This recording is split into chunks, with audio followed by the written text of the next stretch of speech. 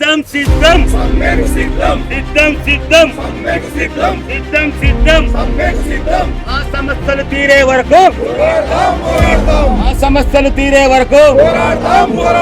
మన మినిస్టర్ కానివ్వండి, మరి ఎండి కానివ్వండి, ఇవి జేఏసీలు అన్నీ అసలు ఇల్లీగల్, ఇవి పని చేయాయి, అసలు ఇవన్నీ ఉత్తగానే ఎంప్లాయీస్ రెచ్చగొట్టే విధంగా మాట్లాడుతూ ఉన్నారని అంటున్నారు. దీనిపైన మీ అభిప్రాయం? వాస్తవంగా ఎండి గారు చెప్పింది కానీ ప్రభుత్వం చెప్తుంది కానీ శుద్ధ అబద్ధము.